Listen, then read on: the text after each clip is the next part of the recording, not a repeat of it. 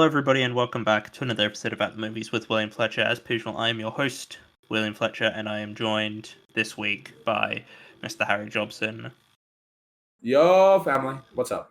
Yeah, so this week we're going to be looking at it's going to be a few different things, but we're going to sort of be looking at the work of Jesse Armstrong, because he's got a new film coming out this week called Mountainhead, straight to streaming on HBO. And for some reason here in Australia, they've just changed that. Now there's because all the HBO stuff was on Binge on one service, and then they've kept that service, but they introduced HBO Max, HBO stuff there. So frustrating. Fucking, it's just too many. Don't stream, buy digital. Buy physical media. That's my message. Yeah, streaming companies are evil. I am pro physical media. I've been collecting Blu-rays. I've got a decent Blu-ray collection now. I've got, if I buy a video game, I have a physical copy of it because not unless you get a Switch too, then you don't. And the reason also why I wanted to do this is that you have recently been watching one of Jesse Armstrong's shows, Peep Show, which you've been watching through recently. You haven't finished it, you were saying before we started. I'm not close. I'm not close to finishing all of it. But that's not... It is a little bit of it's not on the show. I don't see the show as insanely bingeable, but it is nice to have on. I don't know why, but I found I like it. I like it a lot. I like it. And just speaking on it is, I think it'll be a bit of a commentary on Jesse Armstrong's sort of work that at least I've seen so far. Is the way it's written as a comedy is very unique. That it's not take Always Sunny as a comparison. Okay, yeah. None of these people are really Always Sunny. Yeah, it's way more extreme being an American comedy. All the characters are over characterized. It's overdone. It's over. Whereas I feel like British comedies have always sort of had more of that's just the character, and a lot of the comedy comes through dialogue. At least with Peep Show directly, well, a lot of Jesse Armstrong stuff. It's all these characters that kind of just shit. They're not shit characters. They're not poorly written characters. But if you knew them as people, you'd be you got a meth head and you got two roommates that are just kind of pathetic, in the nicest way possible. Yeah. They're written to be pathetic, but it's the same with at least again Four Lions. I'm struggling to find the word for it, but you don't care about the protagonist like you think you should, given that they're a protagonist. You're sort of more watching in, and that's why it's called Peep Show, even though it is directly. Very rarely is it sort of is a show or a sitcom situation. Yeah, sitcom. We'll call it sitcom. Written as I'd say it is a sitcom in the first person as well.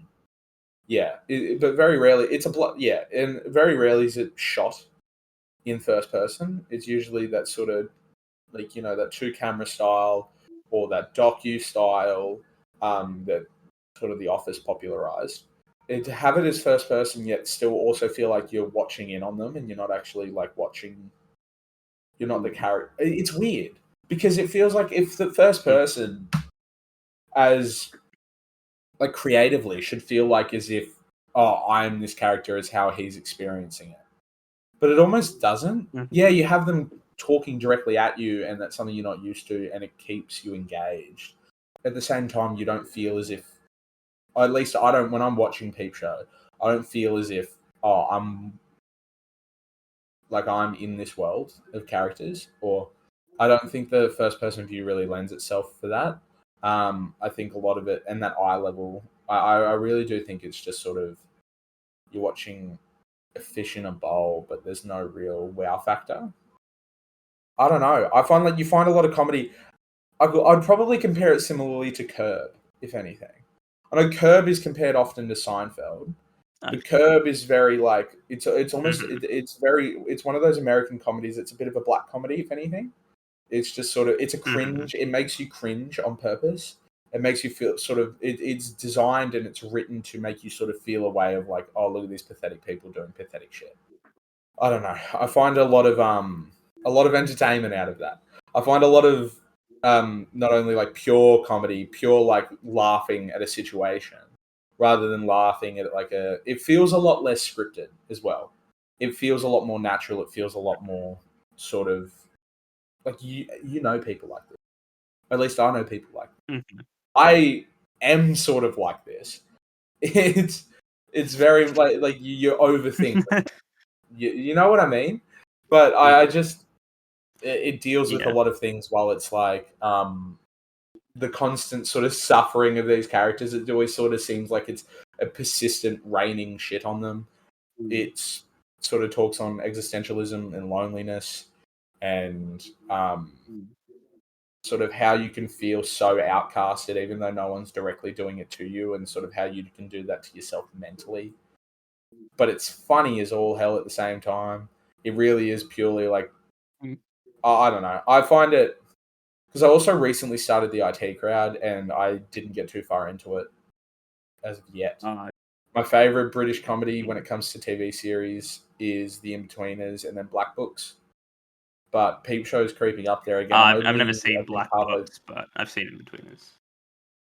Yeah, Black Books is a short series. I think there's only like 10 episodes a season, like 3 seasons.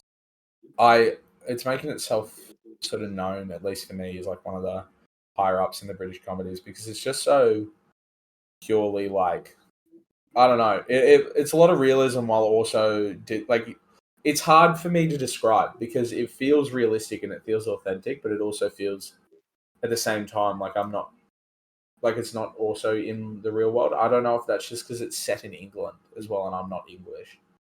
And that way I sort of struggle with it. But it does feel very like I know a lot of people like Jeremy.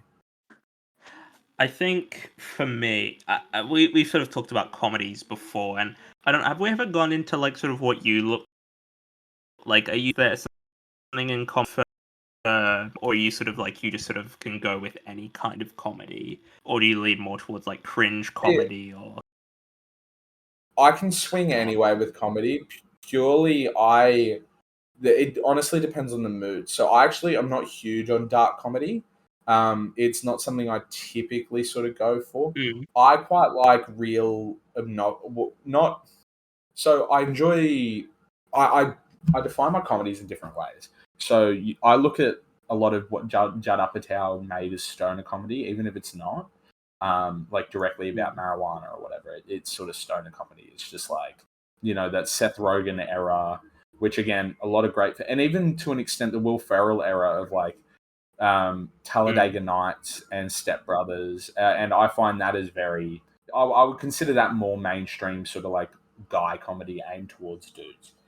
Aimed towards dudes going like, hell yeah, that's funny as hell when he's talking about like naked baby Jesus on the infant can't even think yet. Like that's funny. Like scrolling off into that is funny. But then some of my favorite comedies I've ever seen, where you're looking at the Monty Python, like especially when they're talking. There's this one bit of dialogue where they're talking about I believe is it ducks or geese? It's like British geese. And he's like, no, not English geese. Yes, maybe not English, but the African goose. And they're talking about like the migrating patterns when is it the Holy Grail? Is that Monty? Where he's trying to get Arthur to join his table, or I haven't seen them since I was a kid. I haven't seen them recent. I've only seen Holy Grail and Lane. I haven't seen Meaning of Life, and the other two I haven't seen in years. Anyway, I'm trying to remember. Not the witch sequence, but he's merely just standing at the like the gates. I believe he's after the king to join his crusade, and he's saying to the man on top of the tower, like, "No, the migrating patterns of a geese wouldn't work that way." Well, no, not as such. But it's just like a bit of like Yeah, a that's Holy Grail, I juxtaposition. think. Yeah. Yeah, I think well, no, it's the one with all the knights and stuff. Of course, it's Holy. Yeah, it is Holy Grail. Yeah. Yeah, and they're talking about. Are you suggesting coconuts Yeah. migrate? Yeah, Mm. but it's one of my favorite sort of pieces.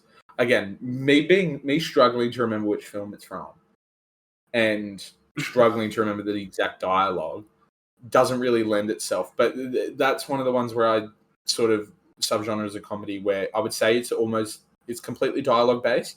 So it's dialogue that you wouldn't expect to fit into that sort of environment. I would think, and unless it's just British comedy, but you look at Black Books, and I'm not going to spoil that, but that's all. I'd say 99% of it is the comedy comes from the dialogue. A lot of that also comes from Peep Show, like, oh, I just love crack and stuff like that. Some of those bits are so funny. A lot of, yeah, so that's more dialogue based comedy. I'd say you look at the Judd Apatow and the American comedies, there's a lot more sort of situational, like, oh, this character in this bizarro world, in this bizarro situation, and it's Will Ferrell. You know, Will Ferrell is an ice skater, that sort of stuff. Mm-hmm. Yeah. I think that I enjoy British comedy. I'm a big fan of like the UK Office. I think is a fantastic show. I do really like the IT Crowd. Alan Partridge, I think, is a great character. Father Ted, I'm a fan of, although that's not really. I mean, I think it's more Irish, but I think it was funded by British production companies. Yeah, sort of American comedy and British comedy. What they're very different. Like American comedy does sort of have bigger characters on it. British comedy is trying to be a bit more real, if that makes sense. Like Yeah, it. these people. Yeah, it's like The Office, the UK Office, for example. You can watch that and be like, oh, I know someone like, or I know someone like, Tim, or or you watch Peeps. There's like you can relate to the characters more in like not all British comedy, but in a lot of British comedy. Like there are times where I was like watching Peep Show and I'd be like, oh, I'm like Mark, or I'm like Jeremy. The situation. Not that I want to be like either of those characters really, because they're not very good people. But you sort of get that with TV comedy. But yeah, so for Peep Show, how far did you say you got into it again? Just so what to not about? The last episode I watched, it had something to do with Jez joining like a band. University Challenge. Mark, determined to forget Sophie, makes an effort to go out with April, but manages to blur the line between enthusiastic new boyfriend and stalker. Meanwhile, Jeremy joins the band, that's right, yeah. a bomb, but insists that he is not a roadie. Yeah. I recently went through and I rewatched all of Peep Show. I rewatched because I hadn't seen it for ages and I wanted to watch it all again. So yeah, I do remember that episode.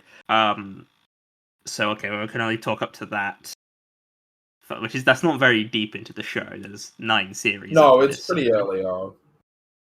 Yeah. Yeah, I apologize for that. I just haven't had the chance in my personal time to be able to watch much of anything. Really, that's I get a bit of YouTube, fine. and that's about it. Yeah, I mean, so how are you feeling about the show so far? That's good. I'm like the idea is that I want to keep watching it, I think that says something about sort of, I guess, the show and its writing. I think the way that it the way at least Mark is written is so, and I mean, is so. I like it. It gives me a little bit of a smile just thinking about it, because he's so uniquely David Mitchell at the same time. I've been a fan of Would I Lie to You for a very long time. I love Would I Lie to You. Yeah. I love and Countdown, but I love Would I Lie to You, and he is almost just himself. But it's so good. He plays this sort of like overthinking, anxiety riddled guy so well, and it's so like I think he'll go down as one of the best character actors because he is so, at least for people, because he really embodies that role. And to have him, like, he is sort of the protagonist. I know it follows Jeremy pretty closely as well, at least so far.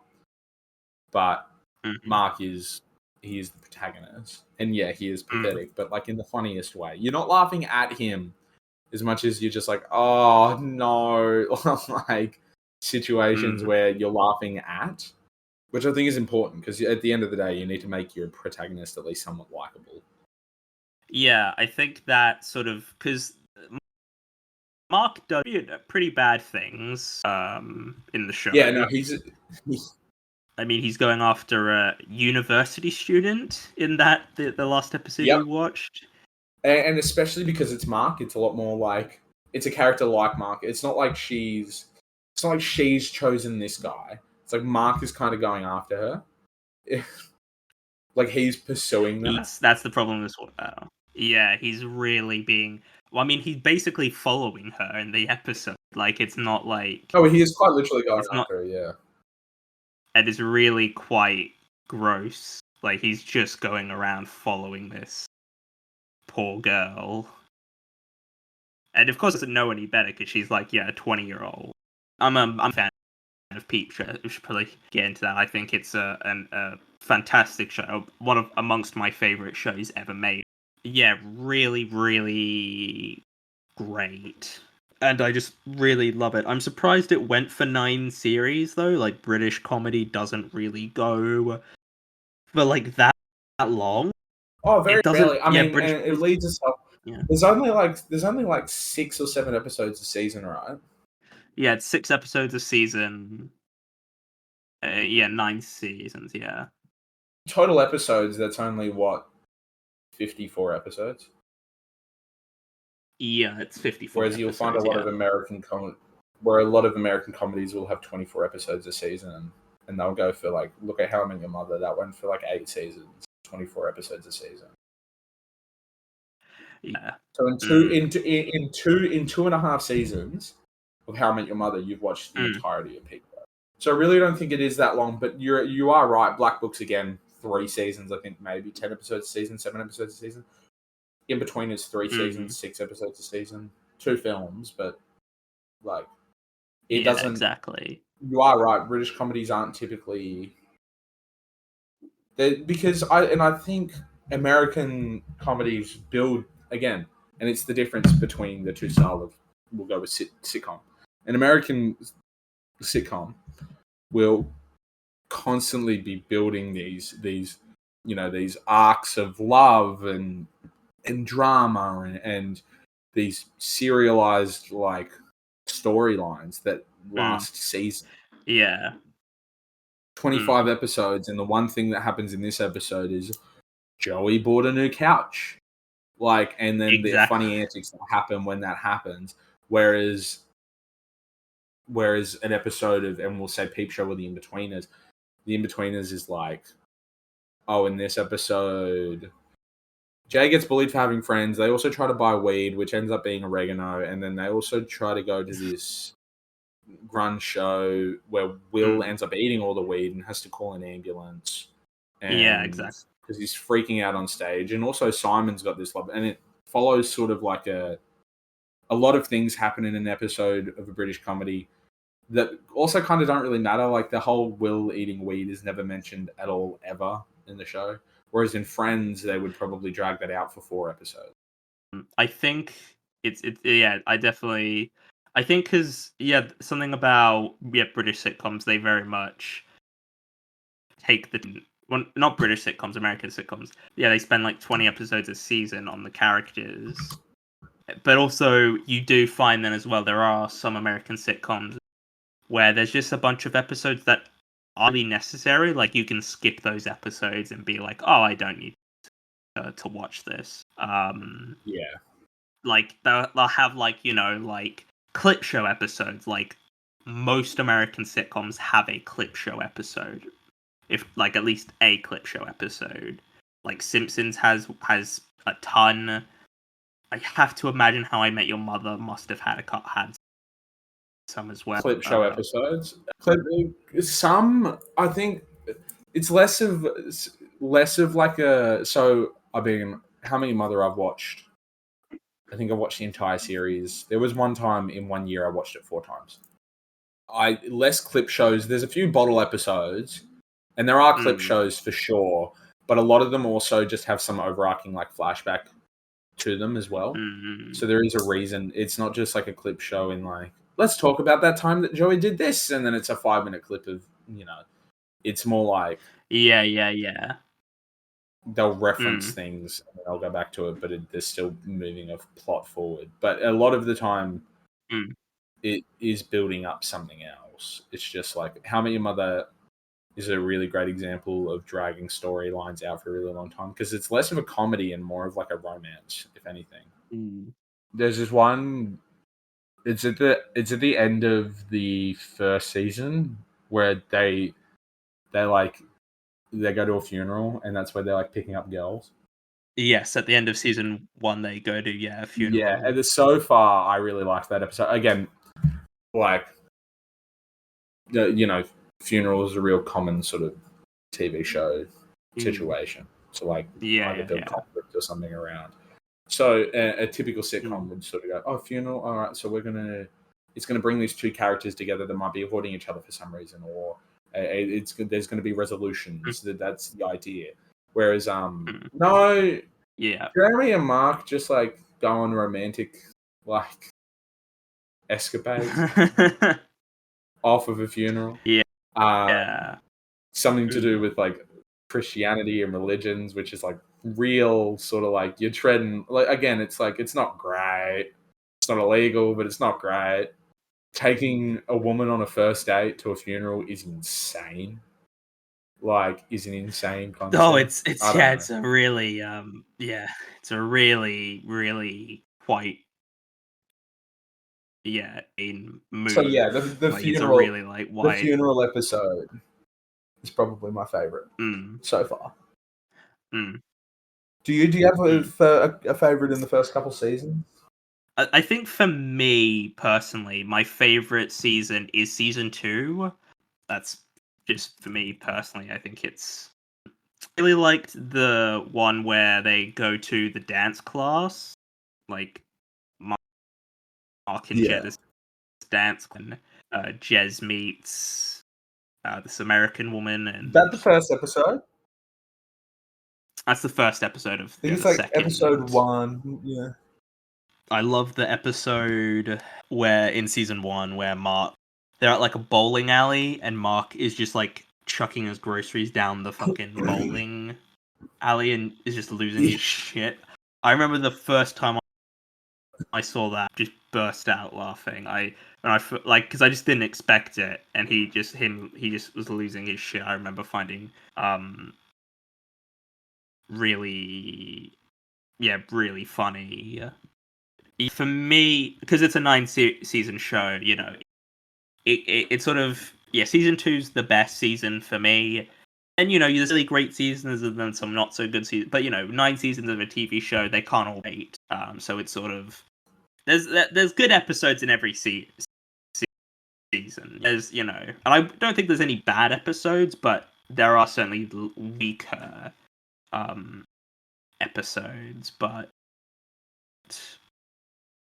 yeah, I mean, I think it's just a great show, and I mean, so I am limiting what I can talk about because you haven't seen it. I apologize.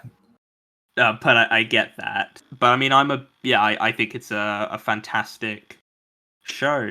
I'd certainly put it as one of my all-time favorite shows. Yeah. So definitely what you want to hear about a series, at least. You're looking at I'm keen to speak on. I can't really give it a rating as such. The series. So yeah. But I am. Is the next project that he did that we're speaking on after this? Is that going to be 4 lines? Yes, 4 lines. Like, put a rating on release Peep. date. Yeah. Yeah, I'm just gonna put a rating on Peep Show as someone who has seen all of it. I'd give it a 10 out of 10. One of my all-time favorite shows that's ever been made. I think I think it's very, very good. Just before we get on to Four Lions, have you ever seen The Thick of It? No, Well, I mean, but I Jesse have Armstrong, heard he of didn't it. create that show, but Jesse Armstrong, he wasn't like a cry episodes, and he also wrote the film In the Loop, which I assume you haven't seen either because it's basically Yeah, The Thick of It no, film. But I'm a big fan of both those.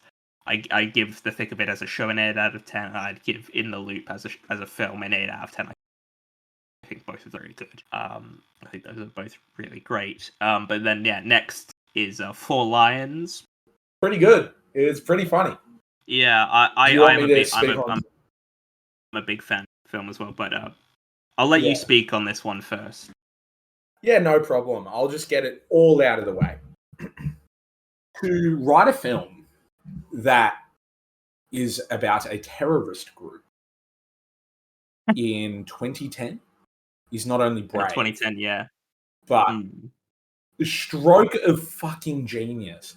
The the idea, or to sort of center a comedy around a terrorist group, which again, it's not illegal, it's not great. Like being a terrorist is illegal, but like writing Yeah, about it, it's not but great. mm, But to mm, to make these I guess terrorists, whether it's Omar, Barry, he's a good one. To have mm. them just sort of be so, and again, it follows that line of Peep Show where it's like, oh, the main characters, they're pathetic, they just suck, and it's them. They don't suck because they're terrorists. They suck at being terrorists. They're just bad. And Yeah. to have like the constant eating shit, like eating the SIM card, is so funny. Mm, Because the way he just keeps doing it, and it's Chekhov's gun. They call back to it at the end of the film. The idea is like, oh, we should blow this place up because it sells condoms, and we should blow this place up. And when they finally do start blowing each other up and blowing themselves up, it's just completely on accident. It's just like he starts choking on the SIM card, so he gets the Heimlich maneuver, and they blow each other up. The crows that blow up, the sort of the fact that his wife is like, this is your purpose, you need to blow yourself up, is like, and how they just keep fucking it up constantly and is so funny. I never thought I would like, not I never thought, but you don't really think of like, oh yeah, let's do these like incompetent terrorists as a concept of like what would be funny, because again, it's dealing with like ISIS and yeah. Al Qaeda and the Taliban and Mm, and Osama bin Laden, which I think they is funny. It's funny, but again, it's a mm, really, really sensitive topic. The idea to make them just seem pathetic fucking loser terrorists that are not good at it, and also the cops bursting into the wrong house is also very funny because it's like a commentary on, they just is racist pretty much. They see any sort of Muslim people, which is obviously not true and incredibly harmful. Funny yeah. nonetheless, portraying it in the film. And again, it's not like they're just some. It's not like in a superhero where it's like, oh, the villain says a funny one-liner. It's like, no, these people are just dumb, and they don't get caught, which is the funniest part of it.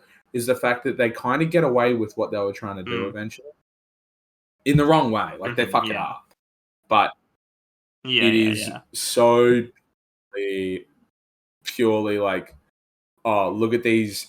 And again, I feel like he's just taken, oh, this worked for Peep Show. Let's write some incompetent main characters that really ride the line. This is that to a Mm, T. And I think it's done really well. I thought it was really mhm. funny.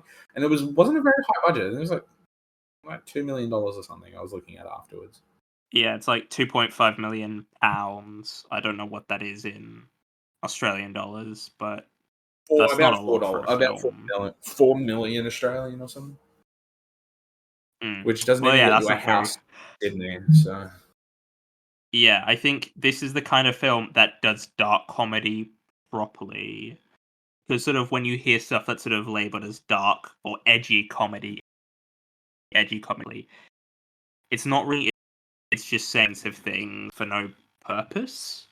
It's just sort of saying things to get a reaction, and yeah, edgy, I guess. But I think this is a film that it's like, because the general premise of the film is quite, it's quite a dark for a film. A film about terrorists is inherently, but yeah, Yeah. four guys trying to be terrorists and they're just bad at it. Like, that's quite funny. And yeah, it's quite effective at doing that. I think it's a very funny film. And that's his purpose, I right? really Is I to really sort of just enjoy get a it. rise. Yeah. Like shooting the bazooka backwards and like all of this sort of like little bits of slapstick comedy that are sort of throughout. But it is designed, I think, ultimately to sort of, yes, terrorism is bad and it exists and it's real, but this is like, this will make you, it almost makes me feel better about it in a weird sort of way where it's like, oh, all terrorists are like this, you know? So no, I think it's really good. If I was to give it a rating, I'd probably go.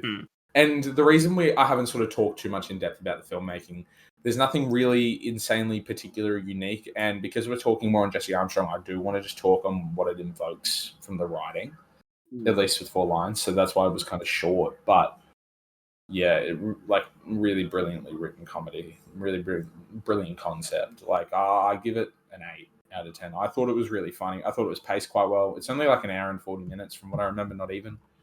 I give it an 8 out of 10 as well. I think it's just a great film. Really funny. It's kind of like, it's not like the filmmaking is particularly like revolutionary or extraordinary. Really, it's more because of the script. Really, I think it's a really good script. It's really funny, and there's obviously stuff to take from it because it's a film about terrorists, so obviously it's going to have things to say about that. I really like it, and I give it a 10. I think it's a really, really good film. The only other film I watched from sort of for the podcast was The Day Shall Come.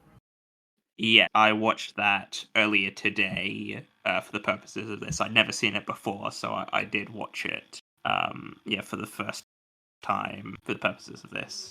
It does have quite the bit of, and I'll just get stuck in. It does have quite the bit of like tension about it. It is a comedy, don't get me wrong, and I think the sort of the main character, Moses, which is Merchant Davis, is a great actor, but he does help break a lot of the tension. It does again. The central conflict of the film is quite sort of, well, there's a conversation to be had about, FBI, CIA agents creating false panic to then have a reason to put out the panic. You're creating a problem to solve the problem. There is no such thing as this thing until we say there is, just so we can say there isn't, which is such a crazy double negative. And that's all this film really is. It's double negative. I think this film is not as good as Four Lions. I don't think it's as funny as Four Lions, but I do still like it. I think it is a good film.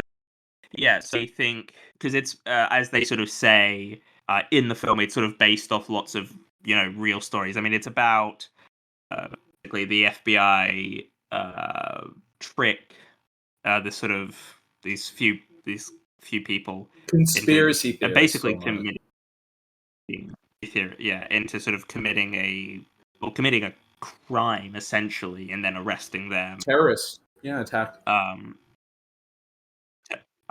Which I mean, it's not subtle about, like, I mean, it's pretty in your face of what it's saying. I think it's because I would say it's what's a satire. Yeah, I mean, Four Lions is, I would argue, satirical. Certainly in some places I think it's a bit satirical, but I think the Day Shall Come really even more so more satirical.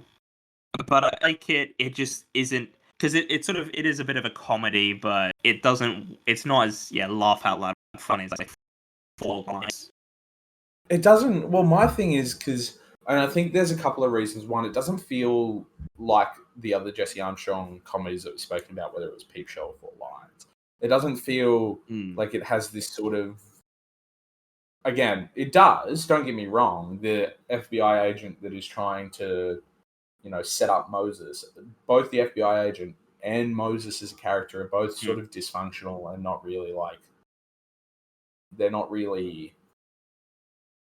Well, they're not great, and that's what Jesse Armstrong does with these characters. Is they're never great. Like they're great written, but they're never great people. And I think that's the concept. But it feels like it's dealing with something that is already people know and almost don't care. Whereas Four Lions, it's dealing with such a sensitive topic of terrorism, especially at the time, and it does it really well. It sort of satirizes, not really as much as I guess The Day Shall Come, but this is more of an isolated story. This isn't sort of making light out of people's fears and saying, because it's such an individualized story, it's a lot harder for people to. Well, it's a lot harder for jokes to land because people can't draw from their own life for it. And I think that's where pure comedy comes. Like that's where the best comedies are made. And again, we go back to the Monty Python where they're having that simple bit of dialogue about swallows carrying coconuts. And it's so funny because you're like, this is probably a conversation I would have with my mates. And yet a knight and a guard are having it, and that's why it's so fun. And in the same sense that, like, again, you're looking at Talladega Nights or all those American comedies, where a lot of the comedy comes from the fact where it's like the dialogue is quite grounded, even though the situation is quite insane. Whereas this doesn't really feel like it is grounded, but not grounded to a wider experience. It's grounded. It's a very individual story, so it's harder to pull comedy from. You can have like situational comedy in there, but it's harder for people to go, oh, that's funny. And like, look at the same thing with look at modern horror movies. Some of the best horror movies play off the wider audience's fears. Paranormal Activity was a good one of it was just like security camera footage of this person's home. You know what I mean? Obviously, it's all fake, Paranormal Activity, but you know what I mean. It's they're designed in a way, and the best, whether it's horror, comedy, drama, anything, evoke an emotion out of you because it relates to something that you understand. Whereas I think a lot of people in this sort of situation of this FBI agent tricking this person, and it's hard for some people to sort of grasp because it doesn't. Well, it's not hard for people to grasp, but it's hard for people to go, oh, that's funny. Like, yeah. It won't get you belly laughing. It might get you go, oh, yeah, that's well done. But it's not. It won't really get that emotion out of you. And yeah, I mean, it's the same thing with Tenet. No one can relate to that shit. I'm sorry, I just rewatched Tenet quite recently because I wanted to try to figure it out. Still good. I'm still like, I don't know what's going on, but that's my. Yeah, I think this film. Yeah, it's Yeah, it's a good film, but just doesn't quite reach the level. Because I guess it is trying to be a bit, I guess, biting with the satire and what it's saying. I think Four Lions is, saying, but I feel like it is trying to maybe be a bit. It's trying to be more of a comedy first, and not that that's a problem that The Day Shall Come isn't as much of a comedy. It's I guess it's trying to do something different. Yeah, but yeah, and you got to commend for being something different. But at least in the case of Jesse Armstrong, I just don't think it plays to his strength as much as comedy does. He's so funny. He's so funny, and you hate to sort of bottle someone into one genre or one idea, and that's not what I'm trying to do. But he is just stronger when he writes a certain way. At least from this film, I can't speak on anything else he's worked on because I haven't seen it. But at least in the 2 to 3, like the first 2 that we spoke about, it's so purely funny. So to sort of speak on the third is a bit of a fall off. It's not. It's just different. and I think that it's a learning experience. I don't think it's that bad though. I actually quite liked it. I thought it was alright. I just didn't think it held a real candle to Four Lions, or I really liked Four Lions, or Peep Show so far at least. It's just not. It's not the same, so it's hard for me to sort of give it that rating. Even though it does sort of again try to do comedy, but it doesn't commit, and it needs to commit, and that's my sort of. It needed to either be committing to being a comedy or a drama, and when you dip both toes into one sort of thing, I think it's hard to execute well. You can be a jack of all trades, but a master of none. So I don't know. To give it a rating for me personally, I'm probably looking at but that's not to diminish the performances. I think Mergen Davis was a really great Moses. He had Anna Kendrick in there as well. Jim Gaffin. So I was surprised Anna Kendrick was in there. I didn't know she was in this, and then I was just very surprised. Yeah, that was a bit of a shock. I was watching it, I was like, oh, Pitch Perfect. Mm. Not to bottle eye, like not to again only force an actor to only do one role, but yeah, I'd probably give it like a 5.5 or a 6. But I'll give it a 6. I enjoyed it, and there were moments where I did have a bit of fun with, but I think overall, in my head, I'm comparing it to what we just spoke about. I would give it a 7, but it's one of his sort of lesser efforts. But it's still it is still good though. And I know you mentioned it before that you had started watching the IT Crowd. Is that true? Yes, that is true. Or... No, I did not just say that to lie. No, I did start watching it. I've actually only watched like 2 episodes. But I've been trying to get more into British comedy. It's just I know I recently watched not like a video essay on the IT Crowd, but a video essay on the US IT Crowd. Because it was just on. Yeah. And also, like, if you look at the cast, it's got a lot of... Because for a really long time, again, I've watched Would I Lie to You, I've watched Countdown, and I've fallen in love with a lot of these British comedians. To then... And Taskmaster as well. To then go... And have not seen a lot of what made them quite large in, I guess, the English comedy scene anyway. So I'm trying to go back and watch, okay, what are they from, if that makes sense. Whereas, like, you got Richard Ayoade. Ayoade? Oh, you got Richie Ayoade. Okay. I've never pronounced that properly then. Richard Ayoade and Matt Berry, who I just love. I just love both of them. And I thought, well, I might as well watch it, you know. Same thing happened with Peep Show. So I did it with I actually watched Black Books out of my own sort of volition, but did it mostly because Shaun of the Dead. And that sort of inspired me to watch Black Books. So yeah, and I'm thankful. I love Black Books, and the IT Crowd, at least from an episode or 2 that I watched a little while ago, to be honest, quite good. But I need to get Peep Show, and then I can move on to IT Crowd, and then I'll probably be moving on to Blank Space. Sorry. Spaced, the Edgar Wright, Simon Pegg. Yes. Yeah. That's another great show. Yeah.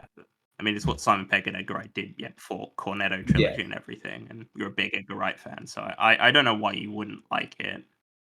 I've seen an episode, but that was at a friend's house. Just a couple sort of things I want to mention. The guy who created that is one of the creators of Black Books. Well, they feel quite similar. Graham Black Books. Linehan. Yeah. Yeah. I think. What has he done? If we just have a look at some of the films, Graham Linehan worked on Peep Show. Yeah. Yeah. Yes. He's and Father Ted, but so British. Father Ted. Yeah. He's kind of ruined his career because he's a massive transphobe now. And now people don't want to. Why would you go and do that now? What is with British people and being transphobes. J.K. Rowling, am I right? Yeah. It's weirdly like in the sort of the UK and like Ireland, they're very transphobic, which is not great, but yeah, he did the IT Crowd and Black Books and Father Ted. I do want to watch it because I know it's Dylan Moran who's in it, who was in Dylan Moran and Bill Bailey, and then you also have Tasman Reed as your core trio. Yeah, I've been meaning to watch it for ages because, friend of the show Barney Metcalf, he's also a big fan of Black Books. It's hilarious, and he's recommended it to me. But also the in the out. You've met the boss, right? Of like the place that they work at in the So that's Christopher Morris, who was the before line the day shall come. He directed both those films and wrote them along with Jesse Armstrong as well. Wow, the more you know. But yes, I also just want to quickly touch Succession, which I don't. Have you seen Succession or no? No. I like it. I think I would go as far as I'd say it's a good show, but it's also very overrated. Like I know people who consider it like the best show of all time, and I don't agree with that at all.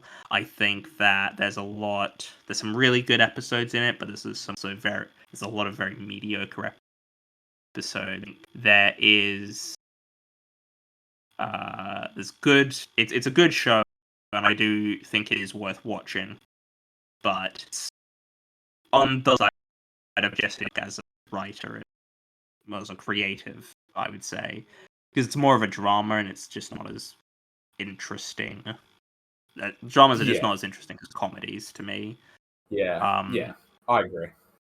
But we're talking about Jesse Armstrong because there's a new film coming out soon called Mountainhead, coming out on HBO Max, which I haven't really looked into it too much, but it's got Steve Carell and Jason Schwartzman in it, and I'm a big fan of those two. So I will watch it because I'm a fan of both of them as actors. I'm a big Steve Carell fan. I mean I assume you would be as well. Yeah. And I also like Jason Schwartzman as well. I think he's a lit actor as well. But I think that's pretty much it for this week's episode. Do you have any things you want to say? No, but I will get through Peep Show, and that's my promise. I will soon. I just gotta. I'm doing a lot of bloody watching at the moment, but just speaking about it, I was like, I should get. I watched a couple episodes the other night. Or like an episode or two the other night, and then I was like, I need to get back to keep watching this. And then speaking about it today, I'm like, I'll probably get through an episode or two tonight after I do a bit more cleaning and organizing. But yes, I'm very keen. And I mean, hopefully you'll have by the review of the year, so we can sort of talk about it a bit more then, and Barney can join us and he can get your thoughts because he's he posted to see what you make. Because also a very big fan. Realistically, next time I have like 3 days off in a row, I'm just gonna watch it all. But pretty much all I've got to say for this week. So thank you, Harry, for joining me for this week. Thank you for having me, William. I love being here. Thank you, and it's always good to have you on. Thank you all for listening. We are getting closer and closer to episode 200. I've been having some sort of feelings on what I might do for that. I've been talking to Puff about it. Might even if things work out, Harry might be on as well and might do something for that. Oh yeah. But yeah, thanks for joining me for this week. Harry, you've done a lot of episodes, so if this is your first episode that you're listening to, and You like me. listen to listen to some more episodes. He's in a lot of them, so you've got some choice. Listen If to like there's some just films. under listen to like 30% of them, or like 40%. 30. But yeah, for listening, and I'll see you all in the next one. Goodbye.